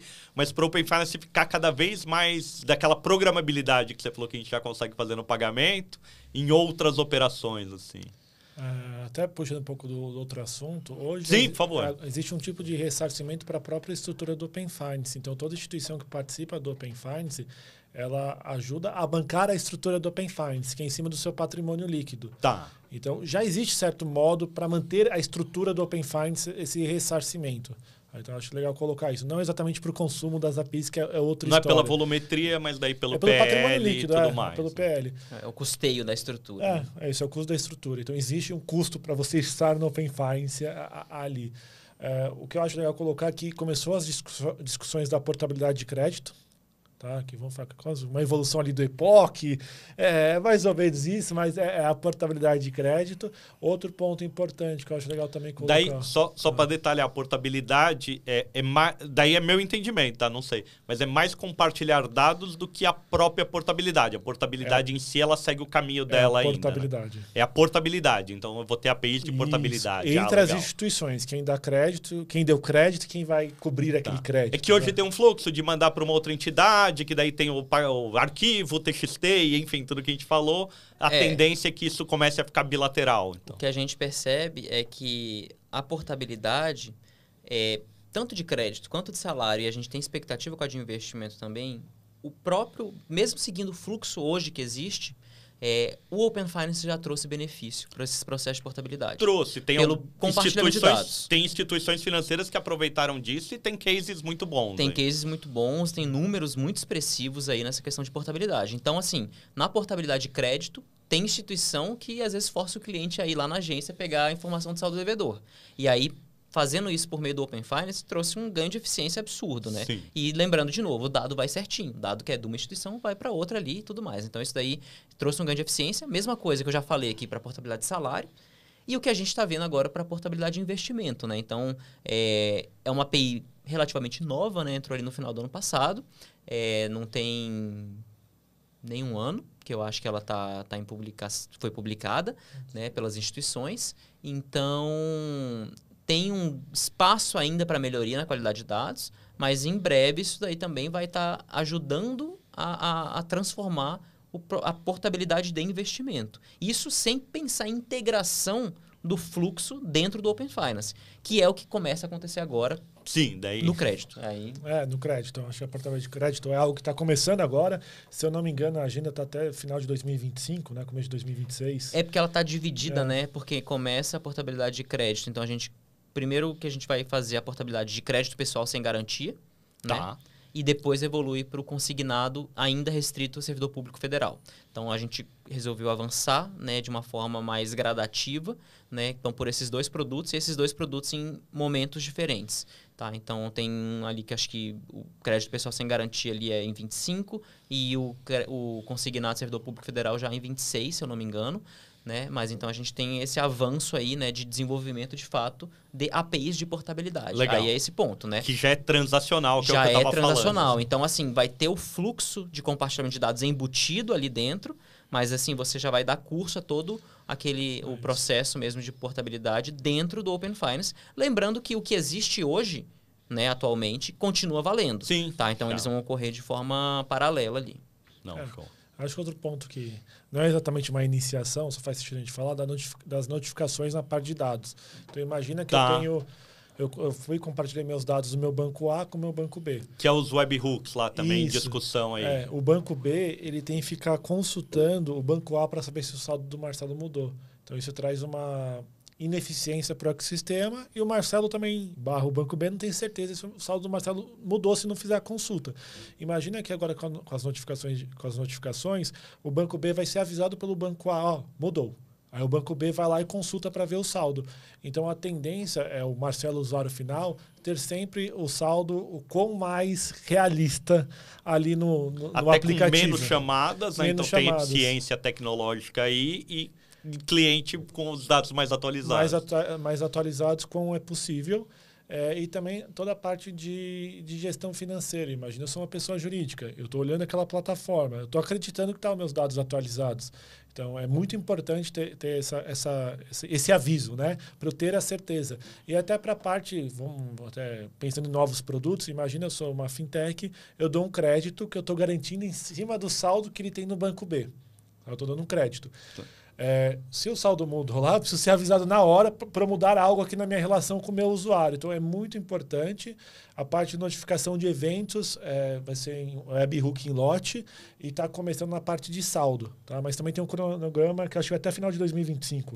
Eu também esqueci agora, mas eu sei que dura um ano. A implementação, né, da parte de notificação de eventos, a gente entende que tem uma dificuldade adicional para algumas instituições, principalmente instituições com sistema legado. Tá. Então, tem instituições aí que ao longo de décadas, né, foram ali adquirindo outras instituições. Então, os sistemas não foram necessariamente todos integrados. Então, tem uma complexidade muito maior para esse tipo de instituição de fazer a implementação desse sistema de notificação de eventos. Então, por conta disso, a gente está trabalhando com um cronograma maior, tá, de implementação 1 ano e meio. Então, isso já está indo lá para 2026. Não, é bem bacana. E daí você até trouxe lá, quando você trouxe os objetivos do Open Finance, que traz dessa eficiência do ecossistema, da própria promoção da inovação. As instituições financeiras precisaram trabalhar nesses legados, enxugaram. Então, mesmo que algumas ainda tenham, que nem você traz, já estão muito mais online, enfim. Porque o Pix, Open Finance é 24/7, não para, etc. Então, assim... mesmo que não tivesse usuário nenhum nisso daí, já tem toda uma mudança, uma transformação no ecossistema, que é muito importante, que ganha eficiência, que daí consegue, enfim, que fica mais barato e ficam mais fáceis para se movimentar aí tecnologicamente. Né? Não, então, perfeito. Eu acho que a gente percebe muito isso, né? Tem algumas instituições que às vezes ficam se concentrando no gasto que estão tendo com a implementação do Open Finance, né? Então, levantando muito isso, já gastei tanto com o Open Finance, com implementação e tudo mais. Só que dentro desse gasto tem muito processo de evolução da própria... É a transformação digital que ela tinha que fazer. Dentro do próprio stack tecnológico dela, que vai trazer benefícios para ela em outras áreas, né? Isso. Então, assim, ter uma arquitetura orientada a eventos, isso daí é algo que traz benefícios para áreas de produtos ali da instituição. Então, não dá para considerar isso apenas como um custo do Open Finance. Não, é algo que vai trazer benefício para todo o funcionamento daquela instituição. Então, isso daí é um ponto que a gente tenta sempre ressaltar, assim, né? Você pegar esse último ano e meio, todo mundo fala de inteligência artificial. Então, a instituição que organizou todos os dados direitinho para expor, agora ela tá lá tudo direitinho, bonitinho, para ela poder tratar e usar toda essa tecnologia de uma maneira positiva para ela, ganhar eficiência, atender, personalizar o usuário. E até puxando as partes da Por inteligência favor. artificial, o Open Finance ela é a base para qualquer tipo de instituição trabalhar a inteligência artificial. Porque o Open Finance, de um lado, você tem a parte de dados, capturando dados. Essa inteligência vai trabalhar os dados e, de alguma forma, ela tem que operacionalizar. Iniciação de pagamento. Então, o que a gente está construindo aqui é a base das novas instituições de pagamento, dos bancos, das fintechs. Então, é muito legal que a gente está vendo que a gente está construindo a próxima geração de instrumentos financeiros com usuário final. E a tendência é muito ir para a mensageria. Então, eu tenho a parte de dados Open Finance vindo, tem uma inteligência artificial que está tendo uma relação com o usuário via mensageria, tomou a decisão com essa inteligência artificial e com o OK do usuário, vai e operacionaliza via iniciação. Então, a experiência do usuário vai acabar sendo do aplicativo, das telinhas e indo para a mensageria e juntando todos esses componentes. A gente só está no começo dessa inovação, mas a gente já vê algumas fintechs já trabalhando, e sim, bancos criando essas inteligências no WhatsApp, na mensageria que tem com o usuário final. Não, quando esse episódio for pro ar, já vai ter passado o Fintote, mas vai ter um painel lá no Fintote só de banco na era... serviços financeiros na geração da época das mensagens e tudo mais, abordando aí um pouco isso. Putz, já vamos quase finalizar, mas eu ainda tenho aqui algumas coisas. Assim, quanto mais a gente bate papo, mais coisa vem. Você falou muito aí da portabilidade de investimentos e daí recente agora a CVM voltou a falar do Open Capital Market. Então, lá em 2021 ela falou um pouquinho, daí acabou congelando, agora voltou. Além disso, a gente tem o Open Insurance coordenado aí pela SUSEP e tudo mais, que é um irmão ou um primo do Open Finance, enfim, dentro de famílias aí. Como o Banco Central ajuda, colabora, observa, enfim, essas agendas e como é que está toda essa integração desse ecossistema como um todo? Não é o objetivo do Open Finance, mas no Open Insurance ele falou que a interoperabilidade com o Open Finance era um dos objetivos dele, né? Como é que está tudo isso? Legal. Essa pergunta é interessante, né? É um objetivo regulatório de ambos. Sim. Então, teve uma resolução conjunta que saiu, acho que essa aí é a número 5, se eu não me engano, que estabeleceu que tem que ter uma interoperabilidade entre Open Finance e Open Insurance. Entre esses ecossistemas. Isso, tem que ter a interoperabilidade entre os ecossistemas. É algo que é complexo, então a gente tem muita relação ali, muito contato, muita conversa com a SUSEP. Tá? Então, tem o time ali da SUSEP que está na frente, né, da implementação do Open Insurance e o time do Banco Central à frente da implementação aqui do Open Finance, né, estão em contato. Então, a gente troca experiência. O Open Finance veio um pouquinho antes, né, do Open Insurance, então, naturalmente, a gente acabou ajudando o pessoal da SUSEP, mas volta e meia também, eles também legal, estamos fazendo isso aqui dessa forma. Já teve contato das estruturas, né? Então, tem a estrutura de governança do Open Insurance, a estrutura de governança do Open Finance, né? Então, tem esse contato também entre as estruturas quando é necessário, mas eu não consigo precisar uma data, tá, de interoperabilidade entre Open Finance e Open Insurance. A gente precisa ainda ganhar um pouco mais de maturidade em cada um desses ecossistemas para aí avaliar a questão da interoperabilidade. É claro que todos os avanços que vão sendo feitos, a gente também tem em mente de que, em algum momento vai ter que ter a interoperabilidade. Então, também não dá para avançar e esquecer completamente isso, de modo que cada um está avançando para um rumo diferente, às vezes até em termos de tecnologia, que vai ficar impossível você fazer essa interoperabilidade, né? Então, a gente também tem um pouco de cuidado em relação a isso, mas eu não consigo, de fato, precisar uma data, né? No caso, e aí é importante lembrar que no Open Insurance, né, a SUSEP tem os seus entes ali, né, regulados, autorizados, né? Então, tem ali as corretoras de seguro e tudo mais. E a gente aqui no Banco Central tem as instituições aqui que estão sob a nossa esfera de competência. No caso, quando você entra para o mundo de investimento da CVM, tem uma sobreposição... Conjunto tem mais intersecção, muito maior, né? Então, aqui no nosso universo de competência com eles. Então, acaba que os dois lados estão sendo regulados ali, né? Tanto pelo Banco Central quanto pela CVM. Então, é muito mais factível você pensar no próprio Open Finance ser o sistema ali, né? Em que vai começar a ter essa questão do Open Capital Markets. Você tem um ou outro player de fato, que está só na esfera de regulação da CVM, né? Que não está com o Banco Central não autoriza. Mas boa parte dos players ali, que pensando em percentual, né, de movimentação de carteira, de clientes e tudo mais, acaba sendo já atingido, né, pelos players que o Banco Central regula. Então, a gente também tem conversas com a CVM para, inicialmente, né, nesse processo, eles soltaram as novas normas agora, recentemente, né, portabilidade de investimento. Então, vai ter aquele ganho de eficiência com o próprio compartilhamento de dados via Open Finance. E aí, num outro momento, né, no momento futuro, que eu também não consigo precisar data, porque... Estamos começando aí todo esse processo, a discussão, né, e então... tudo mais, né? E lembrando que todo o cronograma de prioridades é extremamente complexo você montar isso, porque você tem coisas que já estão rodando no Open Finance e você precisa fazer evolução natural dessas coisas. Então, tem toda a discussão de PJ e tudo mais, né? E outros pontos ali. E aí você precisa encaixar isso dentro do cronograma. E aí quando você vai colocando essas coisas a mais que vem vindo, sempre tem uma dificuldade para você encaixar. Mas então, em algum momento, eu imagino que vai ter também, assim como está tendo agora com crédito, né, a portabilidade de crédito embutida dentro do Open Finance, imagino que vai ter em algum momento também a portabilidade de investimento ali dentro, assim como a portabilidade de salário também, né? Então, acho que esses fluxos de portabilidade, a tendência é deles serem integrados ao Open Finance. Não, legal. Quer comentar alguma coisa? Acho que no final, é o que eu falei, o Open Finance acaba virando essa nova estrutura do mercado financeiro. Sim. Então, e é como se a gente tivesse dado um restart na estrutura do mercado financeiro, colocando o que existe de melhor hoje em tecnologia e de segurança.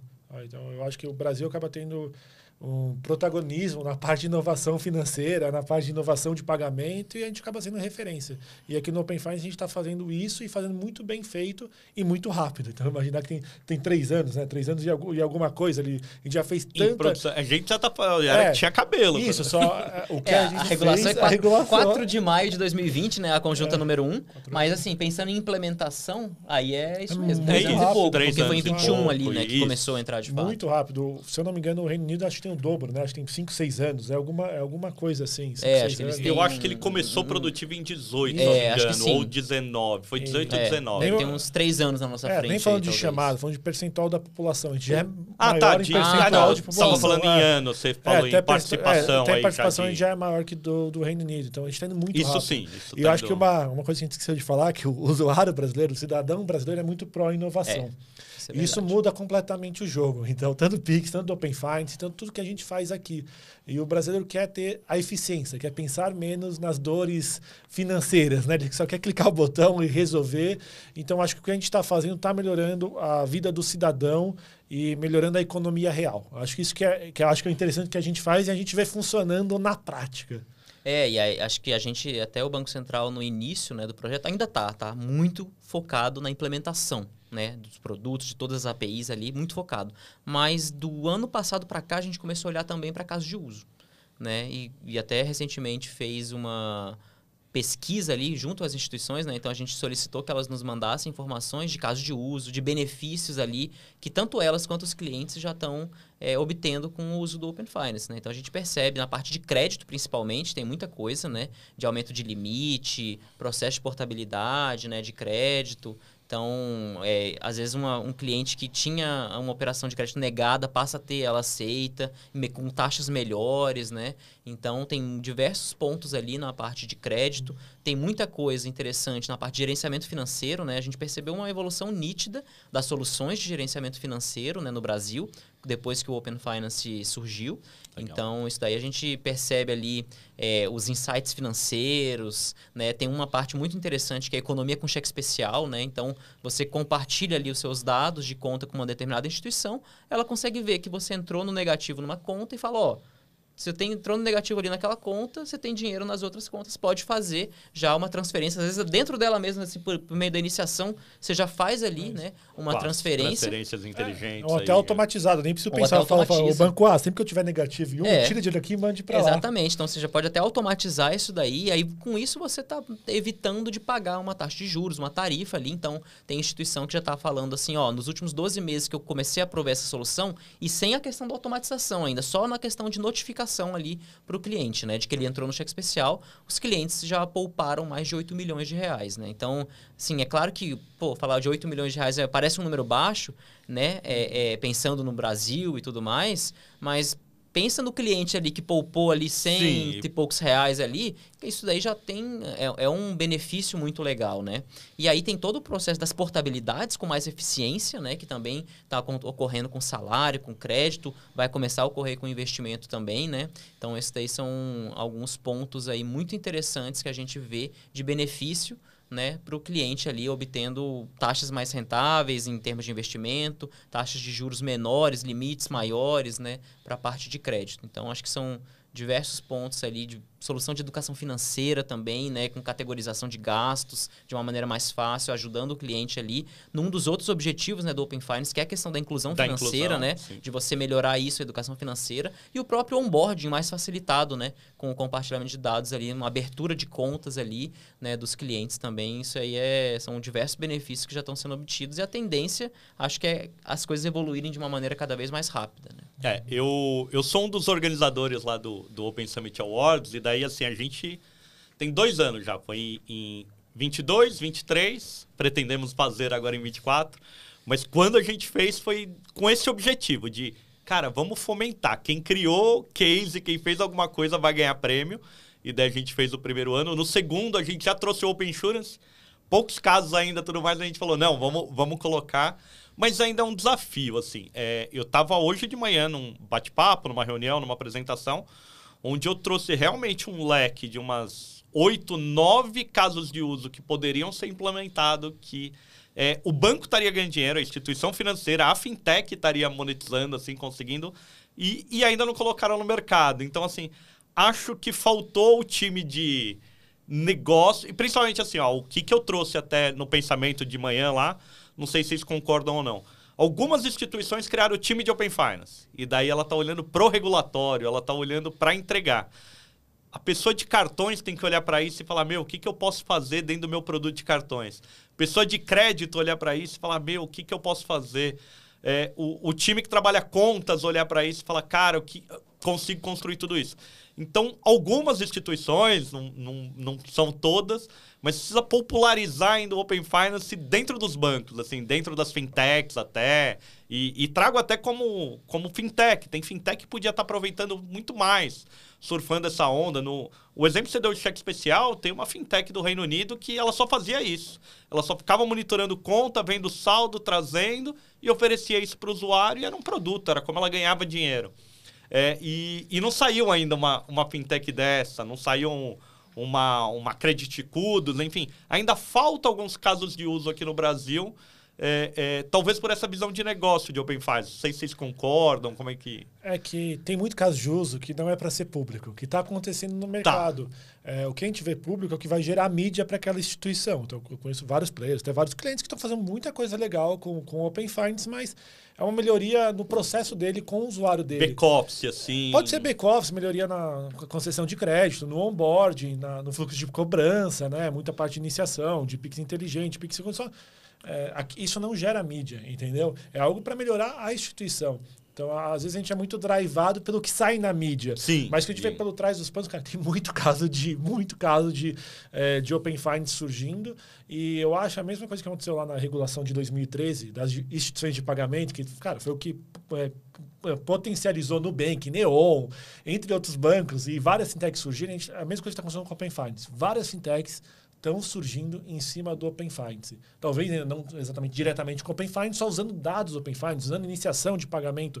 Então, o Open Finance, a gente está aumentando o leque do que é possível. É muito legal. Tem uma imagem lá, aquela da Amazon, né? O que a Amazon faz, o que o banco faz, né? Tem várias coisinhas, e cada uma daquelas coisinhas é uma fintech. Eu acho que a gente está fazendo a mesma coisa, essa imagem antiga, a gente está fazendo agora com o Open Finance, talvez uma granularidade maior, entendeu? Então, é trondoso o que a gente consegue fazer de caso de uso e talvez o que falta para a instituição é saber priorizar. Porque ela olha, nossa, dá para fazer muita coisa. Aonde eu vou implementar primeiro? Talvez no onboarding, talvez no QIC, no antifraude, talvez na parte de agregação de dados, de portabilidade, de crédito. Tem muita coisa que dá para fazer. Que dá para fazer, não. Mas é uma provocação legal, Melfi, porque a gente percebe isso, assim, e de fato, às vezes até como uma reclamação das instituições do tipo... Pô, dá uma desacelerada aí, né, nos novos produtos, na regulação, porque eu não estou tendo tempo para me concentrar no desenvolvimento de novos produtos. Internalizar porque eu estou totalmente concentrado no compliance, no regulatório, né? Então, acho que até um dos pontos que a gente vem tentando coordenar melhor essa questão, de evitar muito paralelismo nas implementações e tudo mais, né? Tá. Ter um tempo até para as instituições conseguirem entregar esses produtos. Só que a gente percebe que tem instituição que está fazendo tudo e está conseguindo desenvolver produto. Então, eu acho que também tem um papel aí das instituições de, no nível estratégico, saberem utilizar o Open Finance. O Open Finance ele dá uma gama de possibilidades de desenvolvimento de novas soluções, né, com as funcionalidades que estão sendo geradas ali, que é fantástico para as instituições. Só que elas têm que parar para usar. Para pensar. Tem que parar para pensar, tem que desenvolver estratégia e tudo mais. Então, assim, a gente sempre coloca em participação de evento em que eu sempre tento ressaltar isso, para que as instituições não fiquem só naquela do tipo, eu sou obrigatório aqui como transmissora, então vou ficar aqui, beleza, eu estou mandando os dados, mas ela tem que pensar nela como receptora também. Ela está participando do ecossistema, faz total sentido que ela desenvolva produtos ali, ela não tem que olhar ela só como no papel passivo ali, né? De papel de transmissora ou de detentora de conta que vai estar sendo iniciada por outras instituições. Então, ela tem que ter um papel mais proativo dentro do ecossistema, levar isso em consideração, porque dentro de um ecossistema que está cada vez mais competitivo, se a instituição fechar os olhos para o uso do Open Finance, ela tem um sério risco, assim, corre um sério risco de ficar para trás. Então, a gente sempre tem colocado de ter atenção para isso, né? Para desenvolver estratégia mesmo de uso do ecossistema. Não, boa. O Pix já vai pronto, né? O Open Finance é a caixinha de ferramentas. Eu acho que essa é a dificuldade. A gente tem que saber ter pessoas boas que vão saber mexer com a caixinha de ferramentas dentro da instituição. O Pix vai... Mas tem instituição que consegue ganhar dinheiro com o Pix e tem umas que estão deixando o dinheiro parado aí na mesa também, que poderiam estar se beneficiando e criando coisas bacanas aí. Então, assim, tá faltando um pouco o board entender, não entender novas tecnologias, mas começar a olhar com cuidado disso, menos com receio de antitecnológico e olhar como banqueiro mesmo e ver o que pode ganhar em cima disso. Talvez, enfim, tô trazendo aqui minha opinião, aqui meu papel é mais ser host. Caminhando para fechar, tem alguma coisa que a gente não falou aí, Marcelo, alguma dentro disso? A gente falou bastante aí de Open, falou dessas modalidades, mas tem alguma coisa que você pensa aí que... Como a gente já falou, mas a gente só tem 3 anos já de implementação, a gente está muito no começo. É muito importante a participação das fintechs. A gente, na BFintechs, tem um grupo de trabalho interno, né, o Comitê de Open Finance. Também a gente tem, com a ABCD, a gente representa a cadeira 2.3 no Conselho do Open Finance e nos grupos de trabalho. E, no final, lá é formado por pessoas, por fintechs, então precisa ter essa participação das fintechs. E no final a gente está construindo, como eu falei, essa nova estrutura. Se a gente não tem os players que estão fazendo isso, participando e colocando sua opinião, a gente não está chegando mais perto do que a gente acha de, como posso falar, que seria o perfeito para a gente como fintech, perfeito como mercado. Então, precisa da participação. Então, acho que isso é um chamado às fintechs, a quem é associado da BFintechs ou quem não é, entrar como associado para ajudar no Open Finance. É construído a várias mãos, como eu falei, deve ter mais de 800, 900 pessoas que participam ali do dia a dia do Open Finance, só na estrutura, pelo que eu vi lá, são 600. E acho que esse é o recado. Então, participar, ser colaborativo e, no final, o Open Finance é isso. E é legal ver essa mudança. A gente acaba, entre concorrentes, a gente conversa, a gente troca ideia, pensa que é melhor para o ecossistema, que é muito diferente do que acontecia anteriormente. Então, acho que esse é o recado. Participe. Vou aproveitar aqui teu recado e vou realmente falar, tomamos um puxão de orelha aqui, porque o regulador esperava que a gente, como mercado, fosse muito mais aí autônomo para regular. Então, precisamos de ajuda mesmo dos associados e cada vez mais aí participação das fintechs para trazer tudo isso, né? Enfim, e daí GTs vão melhorar e um monte de qualidade. Matheus, considerações, algum ponto que a gente não trouxe aqui? Acho que a gente cobriu muita coisa. Falamos bastante. Falamos muito aqui. Acho que a gente cobriu bastante do cronograma de prioridades, né, dos últimos anos, do que tem por vir aí. E eu faço coro aqui ao Marcelo. Eu acho que participação no âmbito da estrutura, isso é fundamental. A discussão tem que ocorrer lá, né, no âmbito da estrutura. Então, acho que isso aí é importante, que todas as cadeiras ali sejam representadas, né? A gente vai ter talvez um ponto que a gente não falou, a questão da nova estrutura de governança, né? Verdade. Traz um pouquinho pra gente, a gente tem duas novas associações aí que vão ganhar cadeiras. Exatamente. Então, eu acho que é legal considerar um pouco que a partir do ano que vem a gente tem essa nova estrutura de governança, né?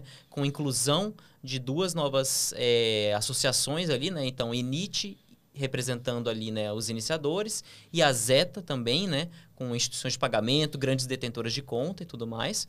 Então, a gente tem essas duas novas cadeiras ali, né, no âmbito da estrutura. Ganha também um segundo conselheiro independente, né, então mais uma cadeira também. Então, acho que isso aí é interessante, trazer mais imparcialidade ali, né, essa visão imparcial, né, para as discussões ali, né, no âmbito da estrutura.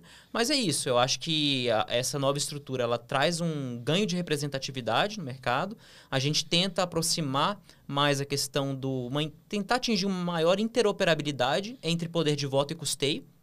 Então, as grandes instituições vão pagar menos em termos percentuais, né, da conta ali. Então, está tendo uma distribuição em relação a isso. E aí, eu acho que o principal aspecto também é profissionalização da estrutura. Então, ver o surgimento, né, já tem hoje a DTO, né, Diretoria de Tecnologia e Operações, mas aí a gente vai ter novas diretorias, né, e aí ter um staff próprio da estrutura ali, né, que isso daí eu acho que vai também acelerar mais o desenvolvimento aos produtos, um acompanhamento mais forte ali da estrutura, né, como estrutura, né, com um staff próprio, né, em relação a tudo que está acontecendo no Open Finance e depender menos, né, do pessoal ali que é diretamente ali alocado, né, pelas instituições nos grupos técnicos, né? Então, acho que isso daí é um aspecto interessante, mas, de qualquer forma, ainda assim, é importante ter a visão das instituições. Assim, é um ambiente, né, é um ecossistema construído por todos. Então, eu acho que é importante ter essa participação ativa ali dentro, porque não adianta depois vir reclamar de que tem um monte de ideias aqui, nada é feito, se você não leva para lá que a discussão ocorre. Eu também, assim, como Banco Central, a gente sempre está à disposição, tá, para ter conversas bilaterais com associações ou com instituições também. Então, a gente tem conversado muito, né? A gente se esforça bastante para poder ouvir todo mundo, mas o ambiente propício para a discussão é lá na estrutura. Então, acho que esse é o principal recado que eu deixo aí. Não, ótimo. Daí, a gente já está fechando, mas para o pessoal. Então, hoje a gente tem uma estrutura que eram 7 cadeiras. Então, Febraban, a BBC, OCB, a Cooperativas, né? A OCB, daí a BEX, a Bipag lá e outras a Branet, de pagamento, Net, né, na 2.2 e a BCD e a BFintex na 2.3. Isso. E daí um conselheiro independente. Então agora a gente aumenta 3 cadeiras, na verdade. Então uma da Zeta, uma da INIT, mais um conselheiro independente. É isso. Não. E a Febraban passa a ter 2 votos. Mais um voto. Mais um também voto. É uma mudança. Que é justamente naquela questão da maior interoperabilidade entre poder de voto e custeio. Legal, ótimo. Que daí a gente fecha aí. Só para quem nem conhece a estrutura, agora já vê ela completa e entende a mudança. A gente sai de 7 cadeiras, né? Tinham 7 votos ali, para 10 cadeiras com 11 votos. Com 11 votos. Show. Muito obrigado. Espero que vocês tenham gostado. Eu adoro o tema e aprendo muito aqui com vocês. Muito obrigado aí. E para você também que acompanhou, espero que você tenha gostado muito aí, que tenha sido um banho de Open Finance. E daí é um banho mais quente, porque eu falei que era gelada aquela piscina, agora um pouco melhor. E continue acompanhando. Quem te espera aqui é que você comente, traga aí suas observações sobre esse episódio, quem você quer ver, compartilhe, curta. Muito obrigado aí. Valeu, obrigado, pessoal. Obrigado. Valeu. Obrigado. Obrigado.